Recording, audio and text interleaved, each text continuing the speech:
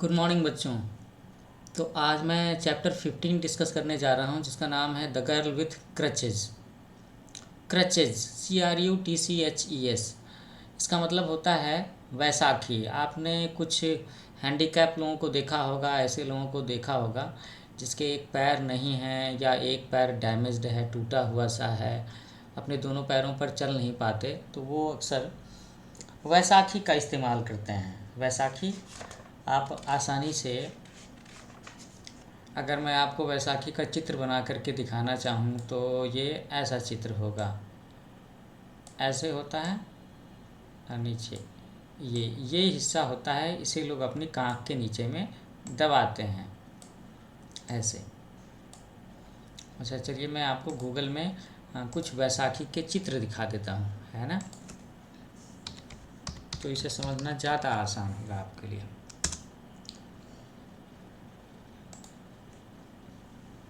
ये देखिए, ये है ना, इसे कहते हैं वैसाखी। इसे अगर मैं एक पिक्चर बड़ा करके दिखाऊं तो हम लोग एक कहानी पढ़ने जा रहे हैं जिसका नाम है द गर्ल विथ क्रचेज। एक लड़की बैसाखियों के साथ में, तो एक ऐसी ही लड़की की कहानी है। तो देखते हैं वार्मर सेक्शन में क्या लिखा है। Do you know any person who is deaf, डम, ब्लाइंड और लेम? क्या आप ऐसे किसी व्यक्ति को जानते हैं जो बहरा हो, जो बोल नहीं सकता हो, जो अंधा हो या जो लंगड़ा करके चलता हो? Is it proper to think that such persons are worthless और बर्डन ऑन द सोसाइटी?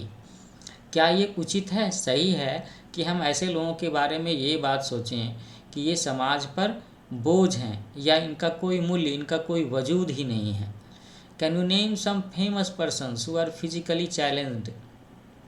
क्या आप कुछ ऐसे लोगों का नाम ले सकते हैं जो बहुत ही पॉपुलर हैं, प्रसिद्ध हैं, हालांकि फिजिकली चैलेंज्ड हैं? फिजिकली चैलेंज्ड हैं का मतलब है कि उनके शरीर के किसी न किसी अंग में कोई दोष है, या तो एक पैर नहीं है, या तो एक हाथ नहीं है, या फिर वो ठीक से सुन नहीं सकते, या फिर बोल नहीं सकते, ऐसी कुछ बातें, किसी न किसी तरह की फिजिकल डिजेबिलिटी है। अच्छा एक चीज़ तो मैं बताना भूल ही गया, ये जो चैप्टर 15 है ये बिहार बोर्ड के 7th क्लास के बच्चों की इंग्लिश की किताब रेडियंस से है, chapter number 15। Okay, so now we start the story. हम लोग इस कहानी को शुरू करते हैं। मुझे लगता है ये कहानी आपको बहुत ही इंस्पायर करने वाली है, काफ़ी मोटिवेट करने वाली है, और साथ ही साथ ये आपके मन से उन लोगों के प्रति जो लोग किसी भी तरह की फिजिकल डिजेबिलिटी के शिकार हैं उनके प्रति आपका सोचने का नज़रिया बदल देगी, है ना। So it was a Monday morning, I was busy in my office preparing a report on out of school children, the classes we are running properly. तो यहाँ पर जो बातें हम लोग पढ़ रहे हैं इससे ऐसा लग रहा है कि ये जो कहानी है ये स्कूल के किसी टीचर या प्रिंसिपल उसकी तरफ से कही जा रही है। तो वो कहते हैं कि ये एक सोमवार की सुबह थी। आई was busy in my office preparing a report on out of school children, और मैं अपने ऑफिस में बिजी था और बच्चों के बारे में, स्कूल के विद्यार्थियों के बारे में एक रिपोर्ट बना रहा था। The classes were running properly. Properly क्या है? ये एक एडवर्ब है। प्रॉपरली का मतलब होता है सारी चीज़ें ठीक ठीक तरीके से चलना, सही तरीके से चलना। तो वो बता रहे हैं कि स्कूल में बाकी सारे क्लासेस थे वो प्रॉपरली चल रहे थे। अच्छा जस्ट ए मिनट, अगर मैं अभी पूछूं कि नाउ ए डेज आपके क्लासेस प्रॉपरली चल रहे हैं, तो हो सकता है कुछ बच्चे बोलें कि प्रॉपरली चल रहे हैं, कुछ बच्चे बोलें कि नहीं ये प्रॉपरली नहीं चल पा रहे हैं। कुछ बच्चे कहेंगे कि हाँ उनके स्कूल में टीचर्स ने ऑनलाइन क्लास का ऑप्शन दे रखा है और वो क्लासेस चलाने की कोशिश कर रहे हैं।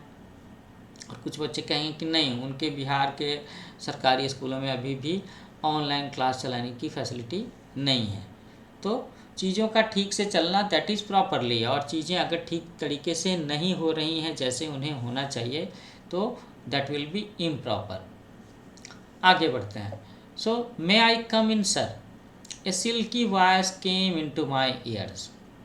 तो ये जो महोदय जो कहानी सुना रहे हैं, ये जो प्रिंसिपल हैं, वो कहते हैं कि उन्हें अपने कानों में एक सिल्की वॉइस वॉइस का मतलब होता है आवाज़, और सिल्की मतलब क्या, एक नरम मुलायम रेशम सी आवाज़, बहुत प्यारी सी आवाज़ उन्हें सुनाई देती है। क्या, मे I come in sir, may I come in sir, ये तो बड़ा पॉपुलर डायलॉग है आप सब बच्चों के लिए। आप सब बच्चे जब क्लास में देर से पहुंचते हो, या क्लास में टीचर, हेडमास्टर, सीनियर स्टाफ खड़े हैं, and you have to enter in the class, then what would you say, आप कहते हो मे आई कम इन सर, यही तो कह करके आप अंदर आने की कोशिश करते हो। You ask for the permissions, है ना। तो ये जो हैं हेड मास्टर, उनके कानों में आवाज़ आती है may I come in sir. I raised my head and saw a girl with crutches standing at the door. तो इन्हें क्या दिखाई देता है, मैंने देखा कि एक लड़की बैसाखी के सहारे दरवाजे के पास में खड़ी है। मैंने जब सिर उठा करके देखा तो देखा कि दरवाजे के पास में एक लड़की बैसाखी के सहारे खड़ी है। And an elderly lady clad in A sari was standing just behind her. और एक महिला है जिन्होंने साड़ी पहना हुआ है, क्लैड इन ए साड़ी, वो उसके पीछे पीछे खड़ी हैं। Please come in, I said. They came in. तो मैंने कहा कि हाँ, आप कृपया अंदर आएँ, और वे लोग अंदर आ गए। They came in. I offered the lady a chair to sit on. और मैंने महिला को एक कुर्सी बैठने को ऑफ़र किया। I also asked the girl to sit but she politely refused. मैंने उस लड़की से भी कहा बैठने को, लेकिन उसने विनम्रता से मना कर दिया। रिफ्यूज़ करने का मतलब होता है मना करना, और इसका उल्टा शब्द क्या होगा, एक्सेप्ट करना, स्वीकार करना। पोलाइटली मैंने अंडरलाइन किया है, you should note it down. इसका मतलब होता है विनम्रता से। ये भी एक एडवर्ब है, प्रॉपरली भी एक एडवर्ब था, ध्यान रखने की बात है ग्रामेटिकल पॉइंट ऑफ व्यू से। Okay, thank you sir but I would better keep standing. ऐसा उस लड़की ने कहा जो बैसाखी के सहारे खड़ी थी। क्या कहा, thank you sir but I would better keep standing, कि धन्यवाद सर, लेकिन मेरे लिए ये बेहतर है कि मैं खड़े रहूं। What can I do for you, I asked the lady.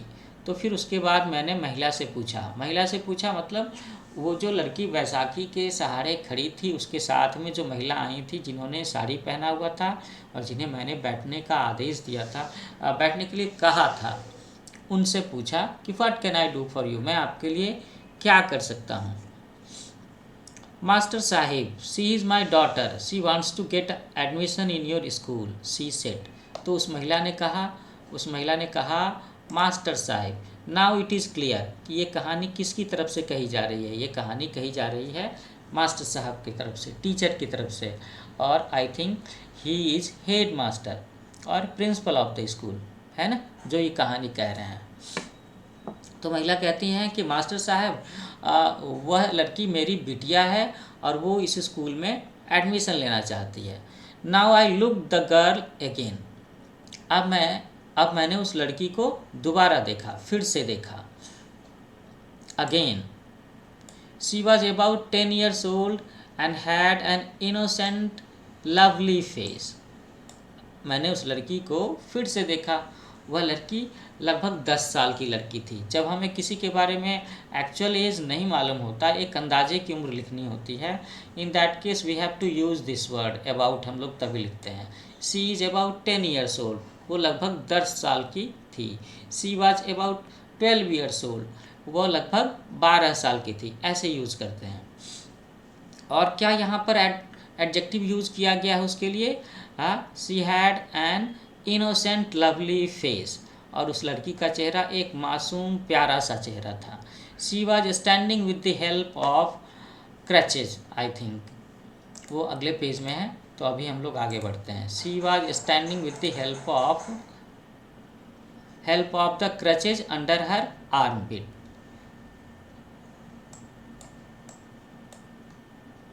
तो वो लड़की बैसाखी के सहारे खड़ी थी, और बैसाखी कहाँ लगाते हैं लोग, अपनी कांख में लगाते हैं, बाँह के नीचे। ये जो आप देख रहे हो ना, आर्मपिट का मतलब है this location of your body, ये बाँह के नीचे की जगह। तो इस लड़की ने बैसाखी लगाया हुआ है ना। Her right leg was thin and short.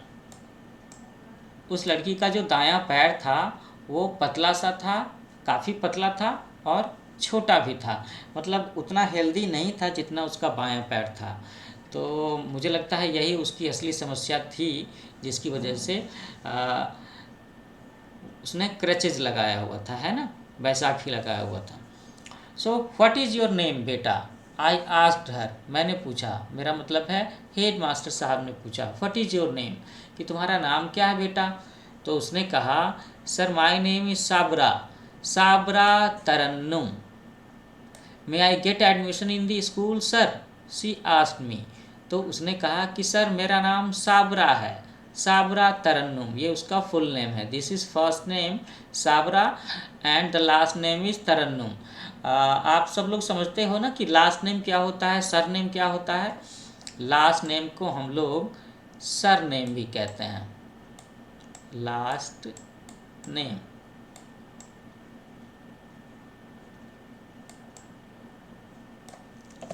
इसे हम लोग सरनेम भी कहते हैं। यहाँ पर जो सरनेम होता है ये SUR लिखते हैं, SIR नहीं लिखते। और सरनेम क्या होता है, ये एक्चुअली में आप इसे कह सकते हो कि ये फैमिली नेम होता है, ये परिवार का नाम होता है।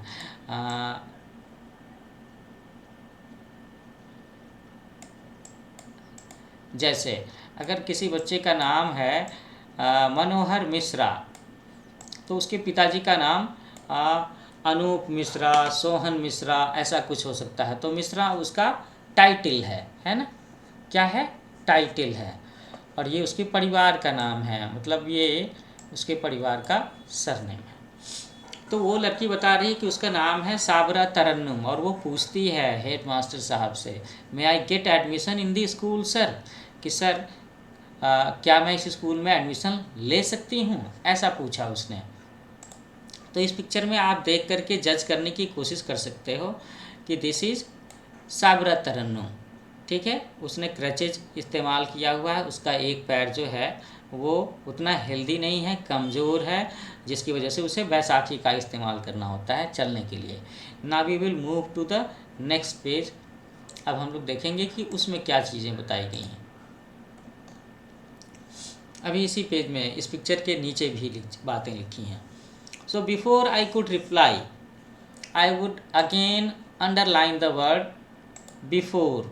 बिफोर का मतलब समझते हो ना आप लोग, before is related with after, 3 समय होता है। अभी जो है वो वर्तमान है, इससे पहले दैट इज़ बिफोर, और इसके बाद आफ्टर। तो टीचर कहते हैं, ये हेडमास्टर कहते हैं कि before I could reply her mother interrupted. Interrupt करना क्या होता है, बीच में टोक देना, बीच में बोल देना। So before I could reply her mother interrupted, Tarannum is very unfortunate girl, she suffered from polio when she was only 3 years old। तो वो हेडमास्टर कहते हैं कि मैं जवाब दे पाता, इसके पहले ही उसकी माँ ने बीच में टोका और कहा, क्या कहा, कि Tarannum is a very unfortunate girl, unfortunate, she suffered from polio when she was only 3 years old। तो उसकी माँ ने कहा कि तरन्नुम एक बड़ी अनफॉर्चुनेट लड़की है। अनफॉर्चुनेट का मतलब होता है, फॉर्चुनेट मतलब होता है सौभाग्यवान होना, है ना, और अनफॉर्चुनेट मतलब दुर्भाग्यवान होना, मतलब जिसके साथ में भाग्य नहीं है, दुर्भाग्यशाली कह लो आप, भाग्यहीन कह लो आप, है ना। तो उसकी माँ कहती है कि तरन्नुम एक दुर्भाग्यशाली लड़की है। She suffered from polio when she was only 3 years old। उसे पोलियो हो गया था जब वो मात्र 3 साल की थी।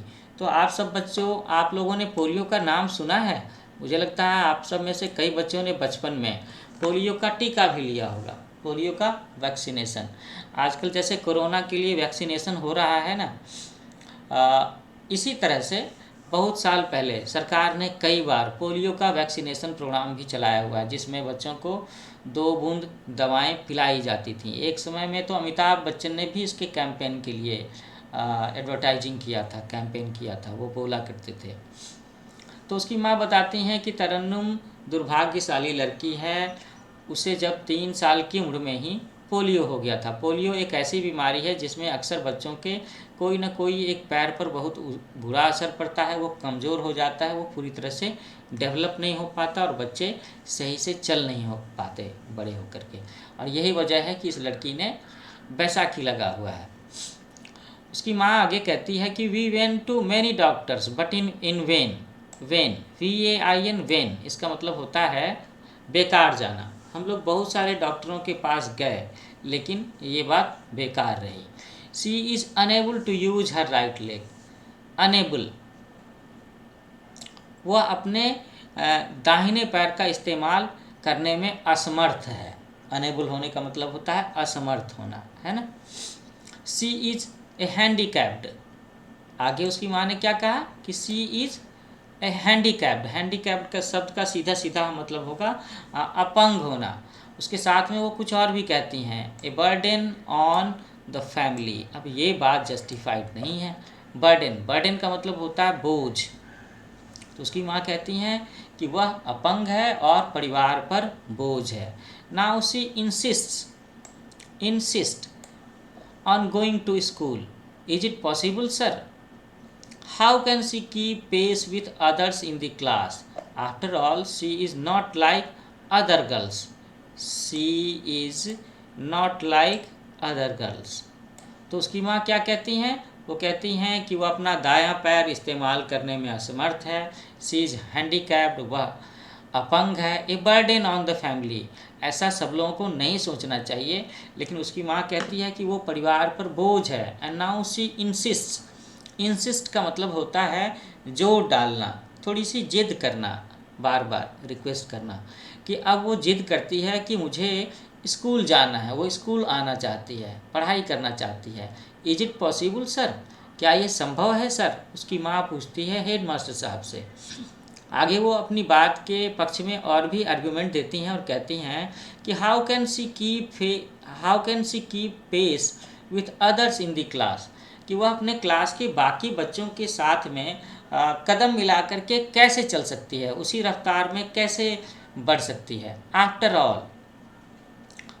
ऑल, आखिर वह दूसरी लड़कियों की जैसी नहीं है। दूसरी लड़कियों की जैसी क्यों नहीं है? दूसरी लड़कियों के हाथ पैर सही सलामत है, वो अच्छे से चल फिर सकते हैं।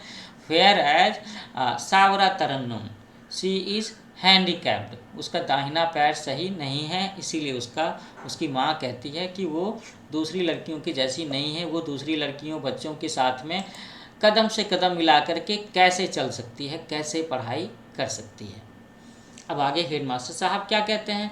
Please don't say so.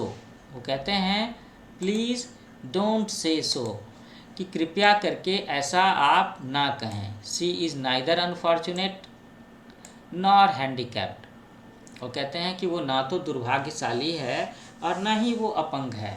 She is a child with special needs. वह एक बच्ची है जिसके साथ में स्पेशल जिसकी कुछ खास ज़रूरतें हैं। There are thousands of people like her.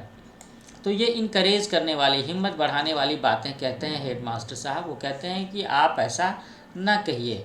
She is neither unfortunate nor handicapped, ना ही वो दुर्भाग्यशाली है, ना ही वो विकलांग है, अपंग है ना।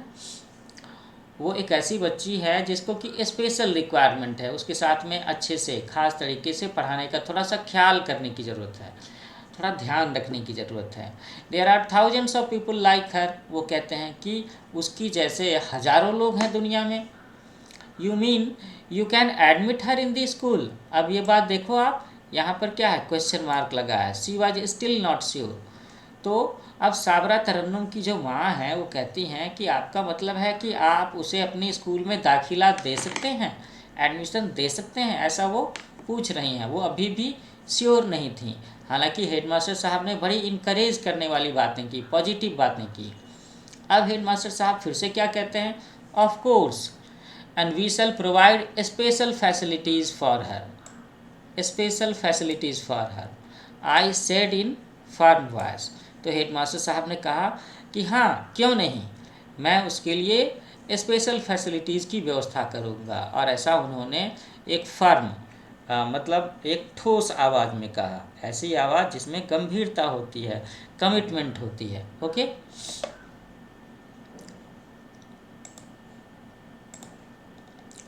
I saw the girl Sai in relief. SIGH Sai, राहत की सांस लेना। तो मैंने देखा कि अब उस लड़की ने राहत में सांस ली, राहत की सांस ली। I called Manju madam and asked her to interview the girl to decide about the class. मैंने मंजू मैडम को बुलाया और उनसे कहा कि आप इस बच्ची का इंटरव्यू लीजिए, साक्षात्कार लीजिए और तय कीजिए कि इसे कौन सी क्लास में एडमिशन दिया जा सकता है। After half an hour she came back with the girl. आधे घंटे के बाद में मंजू मैम वापस आई, लगभग आधे घंटे के बाद में। अब देखिए उन्होंने क्या कहा होगा। Sir, Tarannum is an outstanding girl. Outstanding, असाधारण, विलक्षण, है ना। ये तारीफ करने के लिए हम लोग कहते हैं किसी के बारे में कि जब वो अपने क्लास, अपने दर्जे से ऊपर की जानकारी रखता हो उस किसी फील्ड में। सो आउटस्टैंडिंग, ऐसा कहा मंजू मैम ने। मंजू मैम ने कहा कि तरन्नुम तो आउटस्टैंडिंग लड़की है। She can easily be admitted in class 6, कि उसका एडमिशन क्लास 6 में आसानी से हो सकता है। One more word, one more adverb is there, easily. Manju ma'am ने कहा कि उसे आसानी से क्लास 6 में एडमिशन दिया जा सकता है। तो अब तो बात हो गई, अब इसका दाखिला तो हो ही जाएगा। Tarannum proved herself an ideal students. Ideal, ये भी एक एडजेक्टिव है। तरन्नु ने अपने आप को एक आदर्श स्टूडेंट के तौर पर साबित किया। प्रूव करना, साबित करना। She became very popular in the school in no time. No time, वो बहुत कम समय में स्कूल में बहुत पॉपुलर हो गई। She was a good singer and a painter as well. वह बहुत अच्छी गायिका भी थी और उसके साथ साथ में बहुत अच्छी पेंटर भी थी। However, she seemed to pity herself when she saw other students playing kabaddi और कित-कित during lunch hour। तो यहाँ पर एक शब्द है पाइटी, PITY। इसका मतलब होता है मतलब बहुत ही दया की भावना महसूस करना, दयनीय स्थिति में महसूस करना, जहाँ पर आप अपनी मदद नहीं कर सकते हो। You can't help your self, ऐसी वाली सिचुएशन। तो यही कह रहे हैं यहाँ पे कि हालांकि कभी कभी वह अपने आप को बड़ी दयनीय अवस्था में महसूस करती थी जब वो लंच आवर में, लंच के पीरियड में बाकी सारे बच्चों को कबड्डी खेलते हुए देखती थी या फिर कित कित खेलते हुए देखती थी, है ना। On such occasions I used to narrate to her the success stories of Helen Keller, Louis Braille, Milton, Homer, Stephen Hawking, Surdas, Ravindra Jain and Sudha Chandran. It gave her inspiration and rays of hope peeped through her eyes। तो ये headmaster साहब क्या कह रहे हैं कि lunch hour में जब बाकी सारे बच्चे खेल कूद रहे होते थे, कबड्डी खेलते थे, कित-कित खेलते थे, तो उस समय ये बच्ची तरन्नुम, साबरा तरन्नुम अपने आप को बड़ी दयनीय स्थिति में पाती थी क्योंकि वो इस तरह से खेल नहीं सकती थी। तो हेडमास्टर साहब भी बड़े कमाल के थे। वो कहते हैं कि ऐसे मौक़ों पर वो उसे सक्सेस स्टोरीज सुनाया करते थे। क्या सुनाते थे? सक्सेस स्टोरीज, सफलता की कहानियाँ। किन लोगों की सफलता की कहानियाँ? You can name the list, here is the list. Helen Keller, Louis Braille, Milton, Homer, Stephen Hawking, Sudha Chandran, Ravindra Jain, Surdas, इन सब का नाम लिया हेडमास्टर साहब ने, जिनकी कहानियाँ वो उसे सुनाया करते थे। हेलेन केलर, वो भी एक अंधी महिला थी। लुई ब्रेल, उन्होंने अंधे लोगों के लिए ब्रेल लिपि बनाया। मिल्टन, उनके बारे में आप सुन रहे हो या सुनोगे आगे चल करके कि उन्होंने बहुत सारी पोइट्री लिखी है। होमर भी मेरे ख्याल से पोइट रहे हैं। स्टीफन हॉकिंग, उन्हें तो 20वीं शताब्दी का, 21वीं शताब्दी का आइंस्टीन कहते हैं लोग। Theory of everything, special theory of relativity को लेकर के उन्होंने आगे भी और भी बहुत सारी बातें लिखी हैं। उन्होंने ब्लैक होल्स पर किताबें लिखी हैं, ब्लैक होल पर रिसर्च किया है उन्होंने एलियन लाइफ के बारे में बहुत सारी बातें बताई हैं। स्टीफन हॉकिंग उनकी मृत्यु मुझे लगता है कि अभी से 8-10 साल पहले हुई है। अल्बर्ट आइंस्टीन के जैसा, या उस आज के समय का अल्बर्ट आइंस्टीन कहा जाता था स्टीफन हॉकिंग को। वो तो बिल्कुल भी चलना फिरना बैठना कुछ भी नहीं कर सकते थे, बोल भी नहीं सकते थे, वो तो हमेशा व्हील चेयर पर बैठे रहते थे। अच्छा, जब मैंने इतनी बातें की स्टीफन हॉकिंग के बारे में, तो ज़रा सा मैं आपको ना स्टीफन हॉकिंग का चेहरा दिखा देता हूँ। और मैं इन सारे महान लोगों की जो विकिपीडिया प्रोफाइल है वो भी मैं इसमें इस लेक्चर के डिस्क्रिप्शन में डालूँगा, ताकि आप आसानी से देख सको, पढ़ सको, समझ सको कि इन सब लोगों की चर्चा इसमें क्यों हुई है ना। तो मैं आपको स्टीफन हॉकिंग का चेहरा दिखा रहा हूँ। ये देखो आप, ये देखने से बीमार लगते हैं ना। यहाँ पर देखो आप, ये व्हील चेयर पर बैठे हैं। अच्छा, ये देखो आप, ये चेहरा। तो ये स्थिति थी स्टीफन हॉकिंग की। आप देखो इन्होंने जूते कैसे पहने हुए हैं, कैसे ढीले ढाले से लग रहे हैं, चेहरा एक तरफ में लटका हुआ है। लेकिन ये बहुत बड़े साइंटिस्ट थे, बहुत बड़े साइंटिस्ट। ये बोल नहीं सकते थे, लिख नहीं सकते थे, चल फिर नहीं सकते थे। फिर भी इनके लिए खास तरह का कंप्यूटर और एक मशीन इनके साथ में लगाई गई इनके व्हील चेयर में। और जो मशीन इनकी भावनाओं को, इनके होठ हिलाने को, इनके मूवमेंट्स को समझ करके इनकी बातों को दूसरों को बताया करती थी, जिसके ज़रिए ये दूसरों से कम्युनिकेट करते थे। ठीक है, अगर मैं ज़्यादा डिटेल में चर्चा करूँगा तो पता चलेगा सारा लेक्चर इस पर ही चला जाएगा। बस मैंने आपको एक चीज़ बता दी कि स्टीफन हॉकिंग ऐसे थे। तो बाकी मैं ये करूँगा कि इन सब लोगों का, सूरदास वो अंधे थे, उन्होंने बहुत सारी चीज़ें लिखी हैं भगवान कृष्ण के बारे में। रविंद्र जैन, आपको याद होगा रामायण सीरियल, उसका जो म्यूजिक है वो रविंद्र जैन जी ने दिया हुआ है, लेकिन वो अंधे थे, इसके बावजूद वो गजब के संगीतकार थे। सुधा चंद्रन, मैं इनकी भी तस्वीर आपको दिखाना चाहूँगा। सुधा चंद्रन ने हाल के सालों में बहुत सारे टीवी सीरियल में काम किया है, और पहले वो मेरे ख्याल से कथक की डांसर रही हैं, कथक की नर्तकी रही हैं, और किसी वजह से उनका एक्सीडेंट हो गया तो उनका एक पैर काटना पड़ा। फिर आगे चल कर के उन्होंने जयपुर वाला वो जो नकली पैर होता है वो लगा करके भी उन्होंने फिर से डांस करना शुरू किया। तो मैं आपको ज़रा सा सुधा चंद्रन के बारे में बताता हूँ। ये देखो आप, तो आप इन्हें आसानी से पहचान सकोगे। ये देखो, ये देखो, ये इनकी डांस वाली इमेजेस हैं। देखो यहाँ पे क्या लिखा है, I lost my leg but I did not stop dancing. तो मैं इनका भी लिंक आपके साथ में शेयर करूँगा। तो यहाँ पर उन सारी महिलाओं के नाम लिखे हैं इस चैप्टर में। उन सिर्फ महिलाएं ही नहीं, और भी पुरुष भी हैं जिन लोगों ने अंधे होने के बावजूद, फिजिकली डिजेबल होने के बावजूद भी अपने आप को किसी न किसी फील्ड में साबित किया है। तो हेड मास्टर साहब इन्हीं लोगों की कहानियाँ सुनाया करते थे साबरा तरन्नुम को, and it gave her inspiration and rays of hope peeped through her eyes. और इससे उसे प्रेरणा मिलती थी, इससे उससे प्रेरणा मिलती थी, कुछ करने की शक्ति मिलती थी। हाँ, और उसकी आंखों में उम्मीद की किरण दिखाई देती थी। टाइम रोल्ड ऑन, क्या लिखा है, टाइम रोल्ड ऑन। तो इसे हम ऐसे कह सकते हैं कि समय का पहिया घूमा, या समय अपनी गति से बीतता रहा। काफ़ी सालों के बाद आई रिटायर्ड फ्रॉम माई जॉब, वो हेड मास्टर साहब कह रहे हैं कि आई रिटायर्ड फ्रॉम माई जॉब, मैं अपने जॉब से रिटायर हो गया।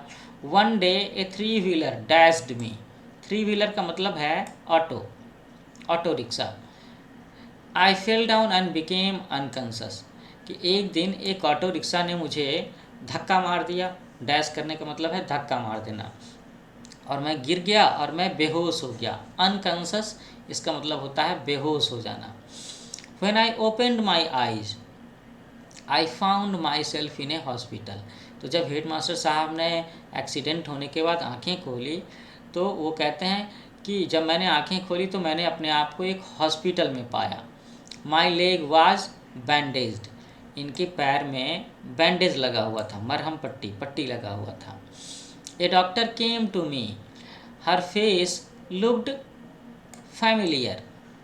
तो हेडमास्टर साहब कहते हैं कि एक डॉक्टर उनके पास में आया और इन्हें उस डॉक्टर साहिबा का चेहरा थोड़ा सा फैमिलियर लगा, थोड़ा सा परिचित लगा, ऐसा लगा कि जैसे हेडमास्टर साहब ने उसे पहले कभी देखा हो। तो ऐसा क्यों हो सकता है भला, सोच करके देखो। Where am I madam, what has happened to me, I asked anxiously. तो मास्टर साहब ने आंखें खुलने के बाद में उस डॉक्टर से पूछा कि where am I madam, madam मैं कहाँ हूँ। What has happened to me, मुझे क्या हुआ है। और ये बात उन्होंने बड़ी चिंता के साथ में कहा, anxiously. You are in the hospital, you had met with an accident but now you are out of danger. तो वो डॉक्टर साहिबा कहती हैं हेड मास्टर साहब से कि आप हॉस्पिटल में हैं, आपका एक एक्सीडेंट हुआ है, लेकिन अब आप खतरे से बाहर हैं, आउट ऑफ डेंजर, खतरे से बाहर होना। Raj sir please don't call me madam. और साथ में डॉक्टर साहिबा ने ये भी कहा, क्या कहा, Raj sir please don't call me madam, कि राज सर कृपया मुझे आप मैडम ना कहें। तो इसका मतलब है वो जो डॉक्टर साहिबा हैं वो पहचान रही हैं हेड मास्टर साहब को, और उनका नाम भी मालूम है ना, तभी तो वो कहती हैं कि राज सर आप मुझे मैडम ना कहिए। तो यहाँ पर देखिए एक छोटा सा पिक्चर है जिसमें ये दिखाने की कोशिश हुई है कि ये जो हैं हेड मास्टर साहब हैं जो लेटे हुए हैं, ठीक है, और ये डॉक्टर साहिबा हैं, डॉक्टर साबरा तरन्नुम।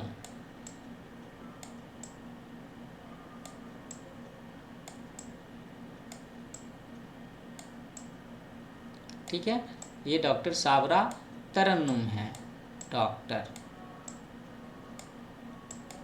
है ना, और ये हेड मास्टर है, head master. Okay, what, how did you know my name, I inquired. Inquiry शब्द आप जानते हो ना, इंक्वायरी मतलब पूछताछ करना, तो इंक्वायर्ड यहाँ वर्ब के तौर पर इस्तेमाल किया है।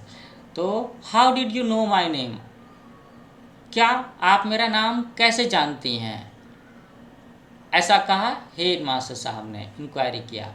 ओ sir you did not recognise me, oh sir आपने मुझे पहचाना नहीं, रिकॉग्नाइज करना, पहचानना। I am Sabra Tarannum, your ex student. Ex student आप समझते हो ना, समझते हो या नहीं, एक्स का मतलब होता है पूर्व, है ना, एक्स पीएम, एक्स सीएम, ऐसा होता है ना। तो इसने क्या कहा, इसने कहा कि ओ सर आपने मुझे पहचाना नहीं, मैं साबरा हूँ, साबरा तरन्नुम, आपकी पूर्व विद्यार्थी हूँ आपकी स्कूल की। You mean the girl with crutches. तो हेडमास्टर साहब ने कहा कि तुम्हारा मतलब है द गर्ल विथ क्रचेज, मतलब वो लड़की जो बैसाखियों से चलती थी। Yes sir your inspiration work. तो उस लड़की ने कहा हाँ सर आपकी प्रेरणा ने काम किया। वो हेडमास्टर साहब उसे बहुत ही प्रेरणा वाली कहानियाँ सुनाया करते थे ना लंच आवर में, तो यही बात वो याद करते हुए कहती है। वो कहती है कि now I am a doctor, I joined this hospital last week, कि अब मैं एक डॉक्टर हूँ और मैंने इस हॉस्पिटल को लास्ट वीक, पिछले हफ्ते ही ज्वाइन किया है। And sir I am using Jaipur limbs, and now I am not the girl with crutches, I am not the girl with crutches now. और आगे वो कहती है कि और सर मैंने जयपुर लिम्ब का इस्तेमाल करना शुरू कर दिया है और अब मैं बैसाखियों के साथ चलने वाली लड़की नहीं हूँ। Her smile was so soothing, और अब उसकी जो मुस्कुराहट थी वो बहुत सुकून पहुँचाने वाली थी, ऐसा कहा हेडमास्टर साहब ने। तो बच्चों यहाँ पर एक शब्द है जयपुर लिम्स, तो मैं ज़रा सा आपको जयपुर लिम्ब के बारे में भी बता देता हूँ। जयपुर लिम्ब का मतलब है कि जयपुर इस चीज़ को लेकर के बहुत ही पॉपुलर है कि वहाँ पर ऐसे लोगों के लिए हाथ पैर या शरीर के अंग बनाए जाते हैं कि जिन लोगों का किसी वजह से पैर कट गया हो, हाथ कट गया हो, उसे वो इस्तेमाल ना कर सकते हों, तो वो फिटिंग, वो अटैचमेंट लगा करके वो वापस अपने हाथ या पैरों से का कुछ काम ले सकते हैं। जयपुर लिम्स, ये देखो ये है ना, ये पैर ठेहुने के नीचे लगा लेते हैं लोग। अच्छा, इस तरह का ये पैर लगा लेते हैं। ये देखो, ये भी है जयपुर लिम्ब। तो इसमें बिल्कुल काफ़ी हद तक लोग प्रैक्टिस करके अपने पैर से चलने फिरने की क्षमता डेवलप कर लेते हैं। यहाँ पर काफ़ी सारे ये सब के सब पैरों के ही चित्र दिए हुए हैं। ये देखो, ये सारे लोग बैठे हुए हैं जिन्होंने अपने एक पैर में जयपुर लिम्स, ये वाला पैर, नकली पैर लगाया हुआ है। तो ये सिर्फ दिखने का ही पैर नहीं होता, ये काम भी करता है ना। तो मैं इसके बारे में भी एक छोटा सा विकिपीडिया पेज आपके डिस्क्रिप्शन बॉक्स में डाल दूंगा। ये जो लेक्चर सेशन है उसके डिस्क्रिप्शन बॉक्स में। ये सुधा चंद्रन का चित्र है मेरे ख्याल से।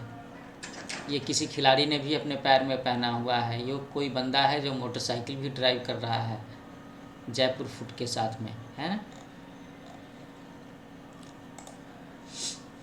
तो यहाँ पर ये कहानी ख़त्म होती है जब वो कहती है कि मैं एक डॉक्टर हूँ सर, आपकी प्रेरणा ने काम किया, आपके हिम्मत बढ़ाने वाली बातों ने काम किया, और मैंने इस हॉस्पिटल को लास्ट वीक ज्वाइन किया है, और साथ ही मैं जयपुर लिम्ब का इस्तेमाल कर रही हूँ।